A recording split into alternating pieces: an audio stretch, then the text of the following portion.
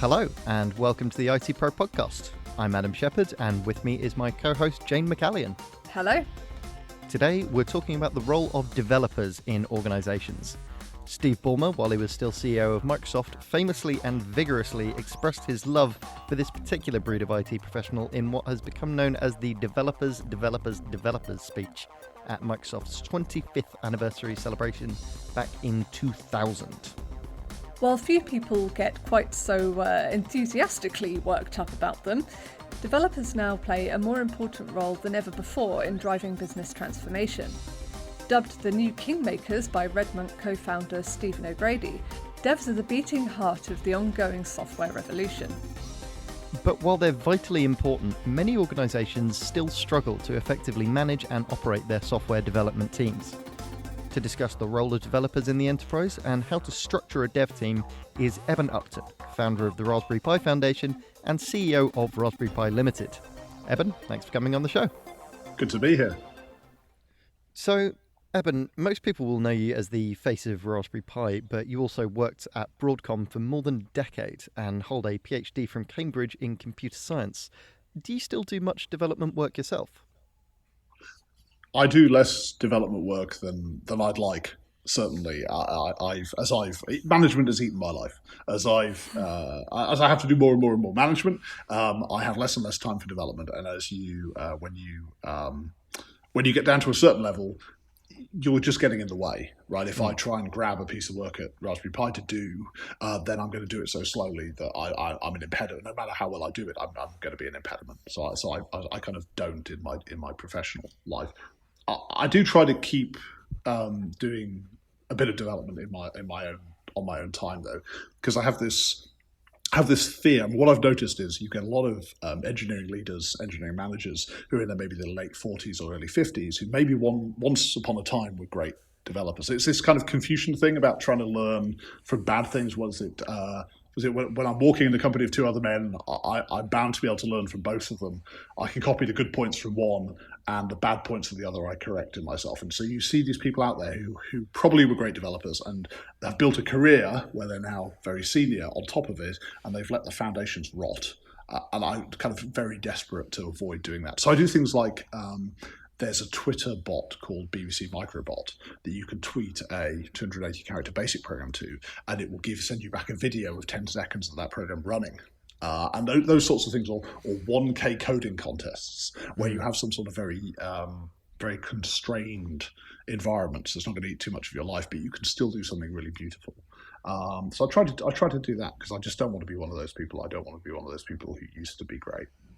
So, yeah, I mean, you are a business leader now. And speaking as a business leader, what role do developers play within your own organisation?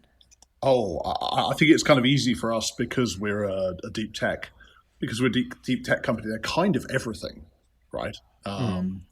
We have about 70 people working for Raspberry Pi trading now. So this is the bit of Raspberry Pi that makes the products that you know.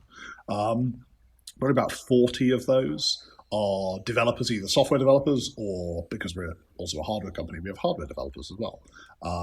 And there's an organization built around them so that we have a commercial function. As you know, we have a publishing organization, we have a communications function, but it's the developers that provide the kind of the meat that those other bits of the organization, I guess, exploit. And it's very different. I mean, it's very different if you're an organization that sells, if you're an organization that sells car insurance. It's very different, right? The kind of the red heart, the red meat is different in your organization. It doesn't mean developers aren't as important, but it means they occupy a different place, I guess, from where they would if you're building AI chips or single board computers or writing an operating system. Do developers develop, for want of a better word, a lot of transferable skills so that they can move from, say, finance to betting to your type of organisation, or once you start down a single channel, are you kind of stuck? I think there's a little bit of both, right? There are core skills, right? And those don't tend to be necessarily language specific skills or platform or library specific skills. They tend to be skills about thinking. And ultimately, go to kind of the charitable mission of Raspberry Pi. Those are the things we're trying to teach. Nobody is trying to teach you. Nobody is proposing that it's a good idea at school to teach kids the intricacies of how you use Amazon EC2. Or something, or Ruby on Rails, or 6502 machine code for one that I happen to care about. No one's proposing that those skills. I mean, that's probably now a slightly legacy. That's a slightly COBOL-like legacy skill now, sadly. But no one's proposing that that's the thing we should be teaching children. What we should be teaching children are the underpinnings. And so, to the extent that you have solid underpinnings, then you can take these skills anywhere. I've seen people. What's probably the most extreme change? I mean, I've seen software engineers take their skills to chip design, right? If you look at the team that built VideoCore, which is the multimedia platform that powers Raspberry Pi, a lot of the most senior nominally silicon engineers, ASIC engineers, were actually software engineers. Who'd moved across. If you look at James Adams, who's now Chief Operating Officer at Raspberry Pi Trading, he was originally what we would call a systems engineer. So somebody who built the FPGA platform that we use to develop. So he's kind of a board level engineer. Built the FPGA platform that we use to develop VideoCore 3. Then moved into the ASIC team. To design the VideoCore graphics architecture, then moved back came and joined Raspberry Pi, moved back into board level engineering, now has a senior management role, but a senior management role which is informed by all of those technical skills. So you do see people move around a lot, and even kind of things that you would feel surprising, where you think there's hardware and software, you see people even move across that boundary. So how much code would you say Raspberry Pi's developers produce on a monthly basis? Oh wow! What in KLOCs or something? Yeah. Are we at IBM? I used to work for IBM, and even there, nobody tried to measure my output in KLOCs. I honestly couldn't tell you. We don't really use those kind of metrics. A good month is a month where we've fixed the tactical stuff. So people report issues, we fix them. Where we've maybe made some progress on our kind of longer range but still tactical work. So an example of that would be moving up a Linux kernel revision. So we're just in the process of now moving, I think, to 5.9. I think we're on 5.4 at the moment. We're just in the process of an accelerated move to 5.9 as our standard kernel, because we need various pieces of infrastructure which have only appeared in the kernel between 5.4 and 5.9. So those are still tactical, right? Those are not... I wouldn't call them strategic, but they're longer term, and you need to kind of always be chipping away at that or getting ready for a new operating system release, and then a new user land release, and then also if we've managed to make some progress on the longer term strategic stuff, and that might be doing software work in support of a new chip development. So say 2 years ago, a software team was pushing forwards. We'd launched 3B Plus earlier that year. The software team was working through issues that had come out in the software as a result of that. And at the same time, they were doing a lot of software work in preparation for Raspberry Pi 4, in preparation for the final spin of 2711, which was the chip that would then go into Raspberry Pi 4. So it's that kind of like trying to keep if you think of it as keeping plates spinning, it's kind of three sets of plates. And one of the challenges for us, I think, as an organization is the technology we do, we're a deep tech company. The technology we do, the kind of pipeline depth gets longer all the time. So, you're constantly thinking about, it used to be that we could launch a platform, write the software for a platform, launch the platform, polish the platform, get it kind of to a finished state, then start to think about the next platform. And what's happened over the years is is we've had more future platforms. So when we were working on Raspberry Pi 3 Plus, Raspberry Pi 4 was already a long way advanced. And what that means is it gets harder and harder and harder to decide which plate to spin. You're in the position where you, if you're not careful, you either have to sacrifice stability or incremental performance improvements on the current platform in order to allow your engineers to work on something that's going to happen in 3 or 4 years' time, or you kind of more insidiously, everything's fine except you're letting your future rot. So that's the and what it boils down to is hiring more people. So we're again at the moment going through a bit of a hiring spree to try to get us the people we need to manage that pipelining. Well, we're going to take a short break now, but when we come back, we will be talking more about the Raspberry Pi, its developer community, and what businesses can learn. See you after the break.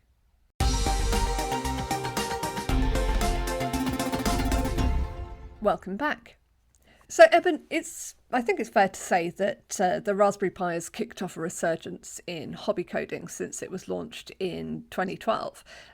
Has your experience with it taught you anything about the developer community and its role in business?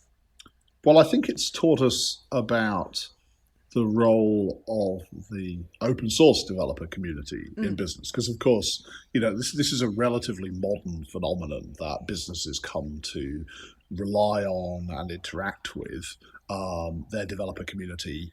You're not in that Balmer-esque way where, when he's saying developers, what he's talking about is I want a lot of developers to develop their applications on Windows so that this franchise I have, Windows, is worth a lot of money. Kind of increasingly when organizations are talking about developers, what they're talking about are people who are actually out there in the community developing fairly core parts of their infrastructure on a hobbyist basis or on some sort of other commercial basis. And I think we've obviously, Raspberry Pi is built on GNU Linux, so it's built on the Linux kernel, it's built on the GNU userland, and so we kind of depend on a lot of, and particularly the Debian distribution of that, and so we depend a lot on third parties, and I think what we've learned over the 8 years, and I think we learned this quite quickly actually, was that I had an idea that we could put Raspberry Pi out there in a pretty minimum viable state. And that we could rely on the community or exploit the community to twirl my moustache to fix it for us, right? To do everything that was necessary. There's a Neil Gaiman speech, isn't there, where he's talking about George R. R. Martin, and he says, George R. R. Martin is not your bitch. It's not his job to finish Game of Thrones for you. He can if he wants, but you don't have some right to demand that he does. And it was similar sort of experience that we discovered that the open source community aren't that for us, and that there are things that they do incredibly well, and there are things that they maybe don't do so well, but critically you can't demand that they do that they have the same priorities as you. And so what this has ended up with, what this has implied for us, is a much larger organization. A much larger software engineering organization inside Raspberry Pi than I'd imagined. I'd imagined that we would just have a software engineering organization to work on the firmware, so the closed source bits that run the multimedia deep inside the chip.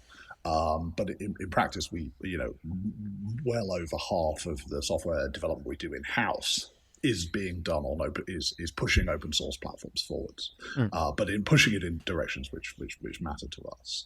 I guess we found ourselves contributing cash to open source projects as well, or paying. I mean, there's a large ecosystem now of consultancies which effectively sell you access to the best open source developers for particular platforms. So we do a lot of work with Igalia, based in Spain. They know more about the Mesa open source graphics world than anybody else in the world. And we have a team of, it's 5 people actually now. They started off as 3 people last year, but it's kind of grown to 5. And they push forwards the open source graphics, OpenGL and Vulkan graphics stack on the device. So I think we've kind of got a more nuanced perception of what our place in this ecosystem is. I think it's a healthier one in there. So how many developers were you expecting to have on your initial software development team versus how many you eventually ended up with? Well, I think it's important to emphasise that originally we had zero. So we had no employees when we launched, right? So we had a canned firmware from Broadcom and the Linux kernel for ARM11. So we'd had a bit of volunteer effort, but we had no employed software engineers at all. I guess I'd imagine that ultimately we would, if we were reasonably successful, and reasonably successful was 2 or 3 people.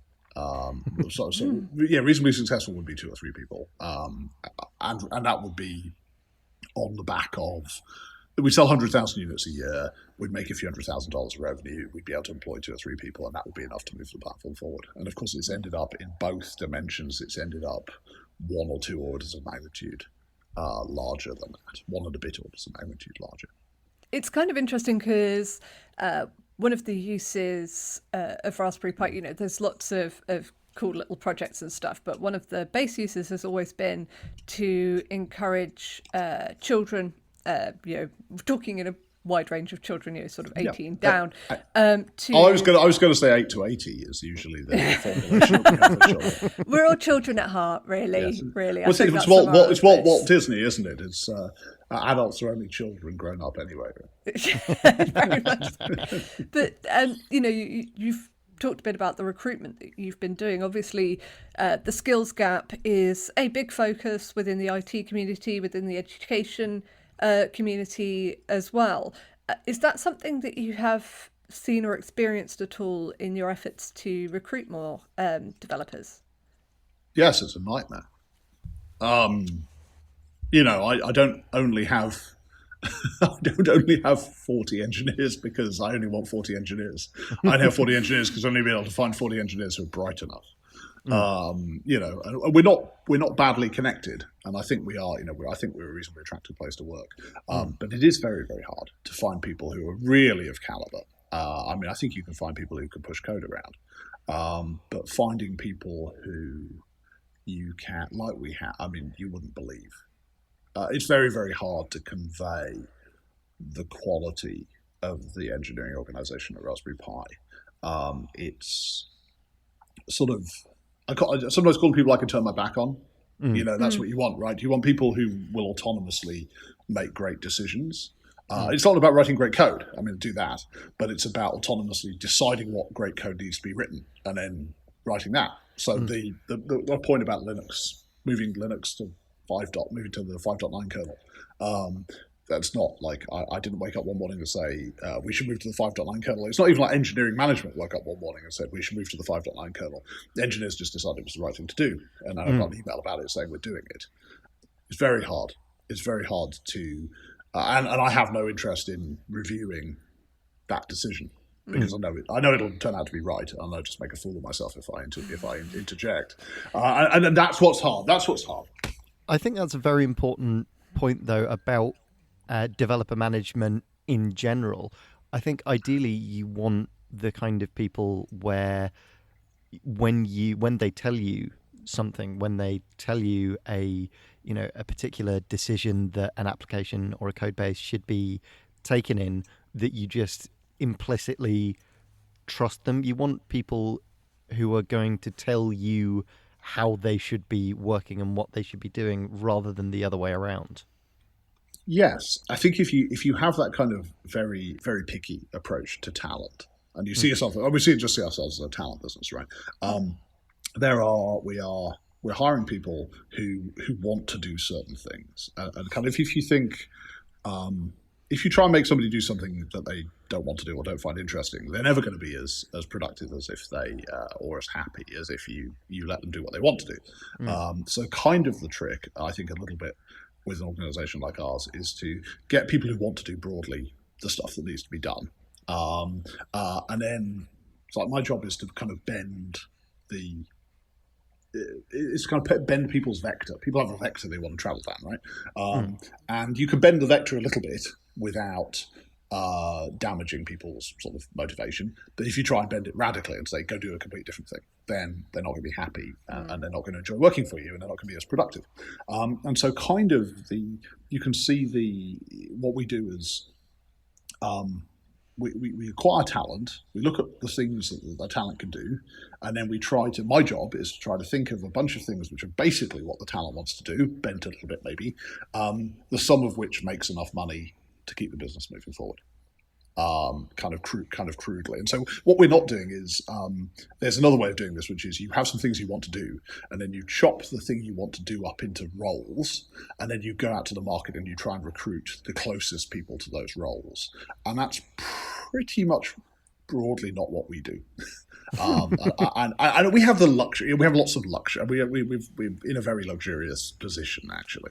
And so this isn't necessarily a generalizable lesson, but it's certainly much more what's in my mind when I see somebody is. We had a company do some layoffs in Cambridge this last quarter. And we went and snapped up some talent from there. And yeah, it was in the right kind of area, but we weren't really thinking very deeply about how does this fit a hole that we've got. We were thinking, is it talent? And is it in broadly the right area? And we'll grab it as it's going past, and then we'll think about what to do with it later on. Yeah, it's interesting to hear the way that you talk about your developers, Theo, that I think that there is a tendency to think of developers, programmers as like computer robots, but you know what I mean? Like robots who just go around and they create the code and then off they go, rather than kind of talent who are effectively working in quite a creative space. Yes, code monkey, get up, get coffee. Code monkey, go to job, right? And that's not, again. We're in a luxury position of not having to think about engineers like that. But I think it's a shame because I think that we've lost touch a little bit. It's back to sort of the point about writing basic programs that fit in a tweet or something. There is a craftspersonship about what we do, and it actually feeds back into the education side. If you think one of the challenges about computing education, reform of computing education, is that a lot of the people who are involved in organising it, who are very, very bright people, belong to one camp which sees computing as a branch of discrete mathematics. Basically. There's another, I come from the other, so I'm weird because I programmed computers when I was a child, and I wrote computer games because I really wanted to do it on my BBC and on my Amiga. And so I actually come from the other domain, which is the craftsman. I'm a craftsman. And I have a PhD in computer science. So I went and learned the other stuff later on when, as a craftsman, I kept encountering people, largely people I was interviewing for my first startup, who knew all these things I didn't know, and it was just embarrassing.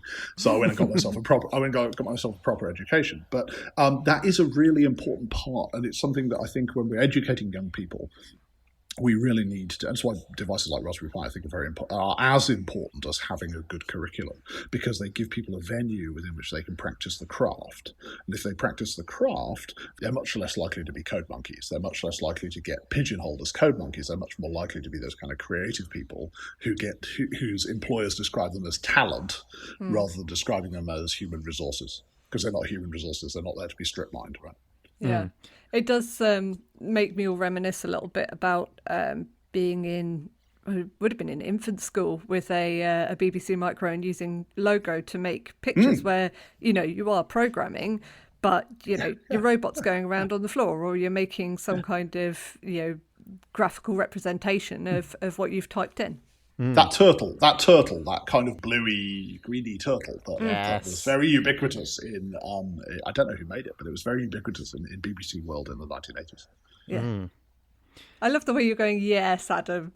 Everybody knows that you're secretly a child here. I still used that thing. Yeah, well. Yeah. No, they were incredibly robust. Yes. Yeah, we had an old school Acorn in my primary school, big beige monster of a thing. Yeah. So you've been running Raspberry Pi for about 12 years.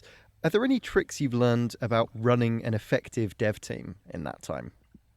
Oh, probably not. That's what I have Gordon Hollingworth, our Director of Software Engineering, for, I guess. have Gordon and James working for me, I think is the trick. I mean, it's kind of true actually. I mean, it's about the people. It's about the people you put in. So it's about having people who are reasonably self-managing, and to the extent you put managers in, having managers who still have that attitude towards the craft.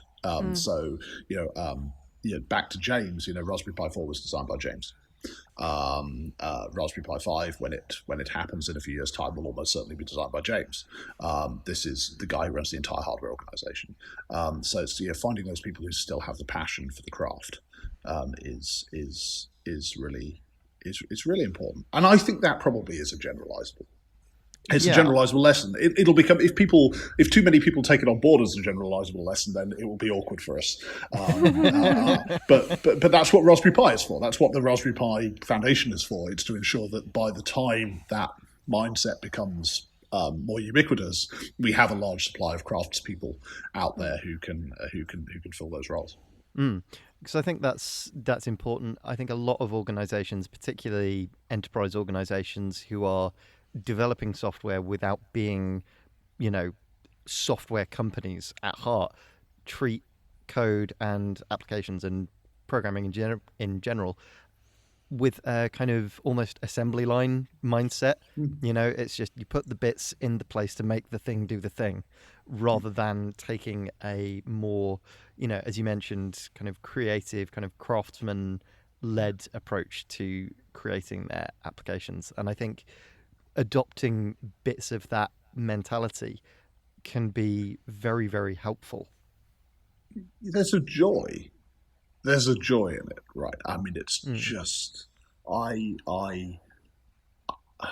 have the problem with the word engineer, right? Engineer is the person who comes around and fixes your boiler, right? So it's kind of can be hard to explain to parents why you would want your child to be an engineer. There could be an overalls, or in best case a hard hat and a high vis jacket. And you say to parents, like, your child will get to play with toys every day of their life. Imagine that someone will let you play with toys every day of your life, and maybe you'll be indoors in the warm if that's what you like, or maybe you'll be out on a building site in the middle of January if that's what you like. And they pay you money for it. They don't even expect you to do it for free, right? And that joy is we've had kind of a really interesting 3 months at Raspberry Pi, where you've seen us kind of launch a number of very interesting products, and each one, just the joy when you see something that I'm now, for me, contributed to at a very distant level. When you see that in the market is just Raspberry Pi 4 has James's signature under the USB 3 connector. If you desolder the USB 3 connector off the Raspberry Pi 4, it has James's signature. That's amazing. Yeah, right. And so that's that sense that you made a thing, or you were part of making a thing, and now it's in the world and people are using it, is just, it's great. And I don't think that just applies to single board computers or skyscrapers. I think it applies to any piece of software that ultimately is used by a person, and that person is happy because they're using your software. Why? People should feel like that. Organizations should help people feel like that. Look at the launch post that we do for the big Raspberry Pi products, for the 1, 2, 3, 4, the kind of tentpole releases. They have credits lists at the end. Go look at the Raspberry Pi 4 launch post. It has a credits list at the end that was 350 people long before I put anyone on it who worked for Raspberry Pi. Wow. Right? And all of those people know that I can put I'm the guy who did the DFT. I'm the guy who did the design for test in the chip. I'm the person who figured out the panelization to go so that when built at 9 up 3x3 panels as they go through the machine. I'm the guy who figured out that if I put this through at 9 up, I'd get 2% more efficiency out of the way that the PCBs tile into the big sheets at the factory in China than if we did it at 6 up. And that saved 3 pence off the design, which let us do this. All of those people, all of them in that list will have a story about why Raspberry Pi 4 would not be as great as it is if it wasn't for them. Sadly, that's all we have time for this week. Thank you once again to Eben Upton, founder of the Raspberry Pi Foundation, for joining us. Thank you for having me. And thanks to you for listening. If you like the show, why not subscribe via your podcast app of choice? And if you can, leave us a rating and review. We'll be back next week for more insight and analysis from the world of IT. But until then, goodbye. Bye.